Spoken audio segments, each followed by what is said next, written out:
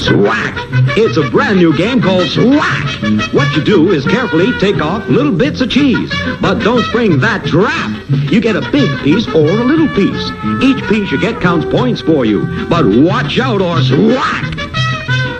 If you're real careful, you get more cheese than your friends and win. But if you're not careful, Swack! Swack! Swack! Play Swack!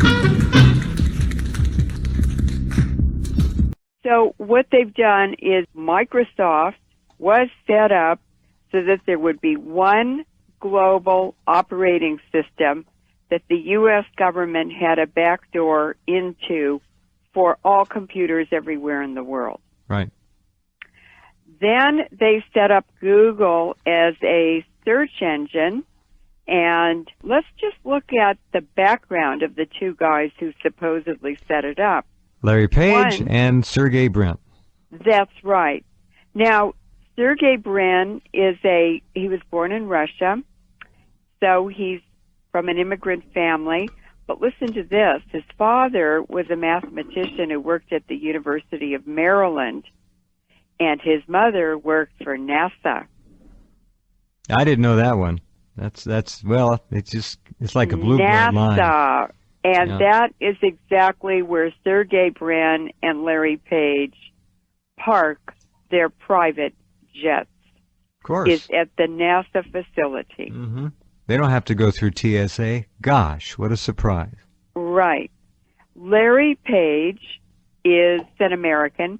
His parents were both computer science professors at Michigan State University, and his father was one of the top experts in the United States on artificial intelligence. Now, Sergey Brin married a Polish-American woman called Anne Wojcicki. So as soon as Anne Wojcicki married Sergey Brin, she was given millions of dollars in venture capital the day of the wedding. I think she got $20 million. Just to start. Right. That's right. All right, hold on. Loren Moret is our guest tonight, a longtime friend of good people everywhere on the planet. Her work on depleted uranium, of course, really knows no bounds and needs not much of an introduction. She's talked about it too many times to count around the world and on this program as well. We're talking about Google and DNA and control. Next time you hit the Google search function, just keep in mind that your finger is doing a lot more than simply looking up information. You're helping to propel a monster on the planet. It is a beast. It's unbelievable what's going on. Go ahead. It's unbelievable. And what I want to emphasize is that Google, Microsoft, Facebook, and the social networking websites, all of them. eBay, Skype, Google Mail, Yahoo Mail, PayPal, these are all the same entity. They're all integrated. They get bought and sold and traded around. These are all U.S. Navy and military operations. Now, I know a physicist who told me that they were tracking people in the lab by the electromagnetic frequency emitted by individual's DNA. In other words, every living thing is an antenna that transmits and receives. We're an electrical system, and the DNA in every living thing has a unique frequency and signal. That is what they're using, what they're focusing on, and what they're weaponizing to completely control us. The DNA Human Genome Project was carried out at the Lawrence Berkeley National Lab, where I was a staff scientist for 5 years. But the Lawrence Livermore Lab, Los Alamos National Lab, these are all nuclear weapons labs, were also involved. That means the military, because the nuclear weapons labs exist for the Pentagon, and the Pentagon exists for the oil companies. So the Human Genome Project was set up and well-funded to experiment and to research and to describe the human genome. Now, how would they use that? Well, what we know about Google is that they are doing DNA surveys from space. This would be NASA and the Navy. NASA is run by the Navy.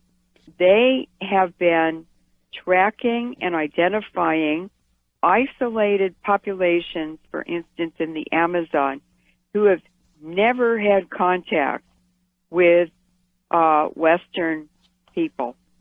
These are villages of isolated people who are still living their traditional hunter-gatherer lives, Right. and they've never seen a Westerner. That's not just humans.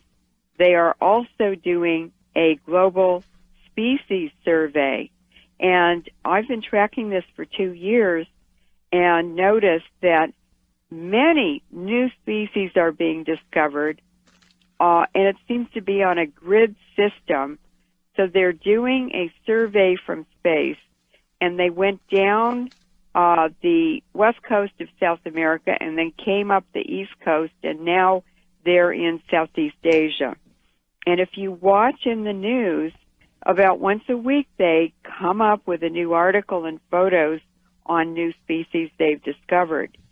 This is part of the United Nations Agenda 21 program, which is to identify all species and to do a complete global inventory of humans and animals.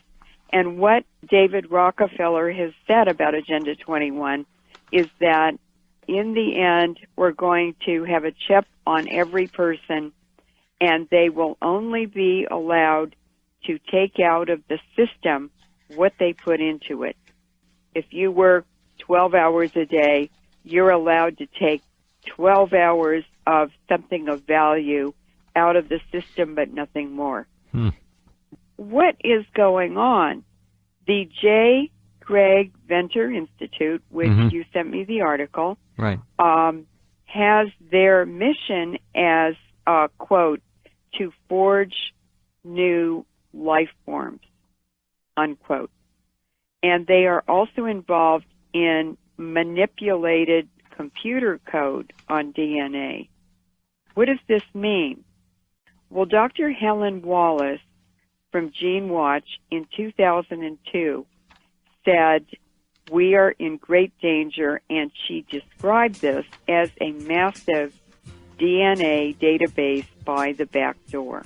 Now, what this does sociologically, it begins to set up a caste system here, which we already have, but this is a different way of doing it.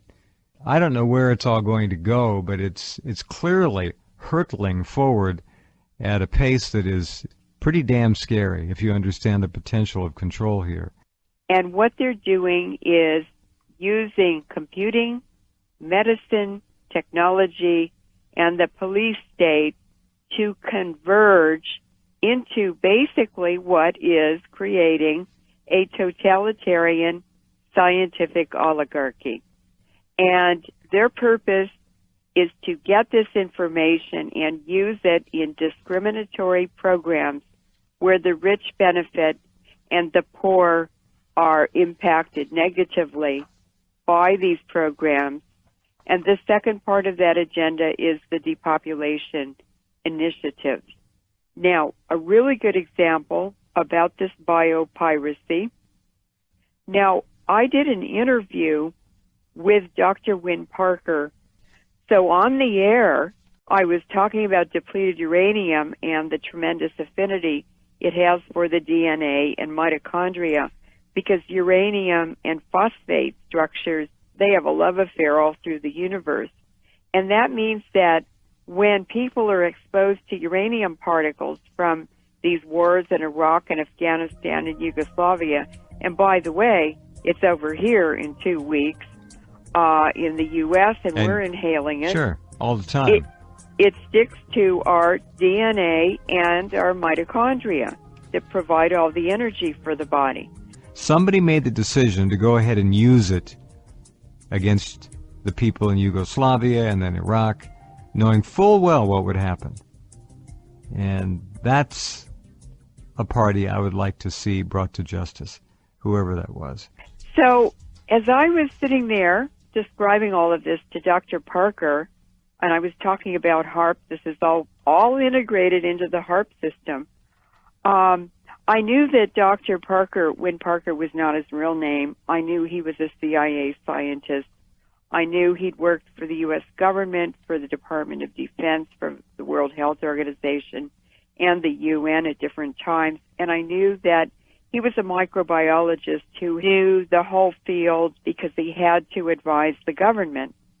And so I just said, Dr. Parker, what is the application of this discovery that nanoparticles are transmitters? And he caught his breath and he said, well, it's to redesign the human genome. That's all, huh? That's all. They're going to create a new species, is what they're talking about here.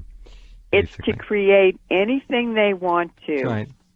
It's to repeat anything they want to. It's this totalitarian, insane scientific oligarchy that's run by psychopaths, and they think they can do anything they want to. Well, so far nobody's around to stop them, unfortunately. Now, what is transmitting and receiving that's around us? Well, how about cell phones in the megahertz frequency band? These are some abstracts that I'm going to just read the titles of. This is 1996. Single and double-strand DNA breaks in rat brain cells after acute exposure to radio frequency electromagnetic radiation. And they used the cell phone frequencies. DNA strand breaks in rat brain cells. So they're talking about sterility, about cancer, and about altering people's behavior. And the airport scanners are doing the same thing. Wouldn't surprise me. I'm amazed that there's very little attention being paid to the electric grid. And as all of you listening know, it is surrounding you and everybody you know 24 hours a day. Your home, your office, it doesn't matter. It's called wiring in your walls. And that 60 hertz electric service that you rely on to power your goodies can also be used to carry any kind of telecommunication business you can imagine, and I would submit mind and behavior altering and control platforms as well. It's all doable. It's very simple to do because we are electrical systems and we transmit and receive just like any other antenna. We're electrical first and chemical second. We are electric beings. That's right. And a lot of this was described in the 1930s in the lectures that Bertrand Russell gave at Oxford University. And I would like to read a paragraph, if that's okay. Yeah, we have 3 minutes, so you have to hurry. Okay. A totalitarian government with a scientific bent might do things that to us would seem horrifying. The Nazis were more scientific than the present rulers of Russia and were more inclined to the atrocities that I have in mind. If they had survived, they would probably have soon taken to scientific breeding. Any nation which adopts this practice will, within a generation, secure great military advantages. The system, one may surmise, will be something like this, except possibly in the governing aristocracy. All but 5% of males and 30% of females will be sterilized. The 30% of females will be expected to spend the years from 18 to 40 in reproduction in order to secure adequate cannon fodder. As a rule, artificial insemination will be preferred to the natural method. The unsterilized, if they desire the pleasures of love, will usually have to seek them with sterilized partners. In other words, Jeff, Bertrand Russell's message is that wild reproduction is no longer an option. Yeah. So basically, they have unlimited budgets. They have an unlimited scientific body in universities to do all this research. And today, over 50% of scientific research money in universities comes from the Pentagon.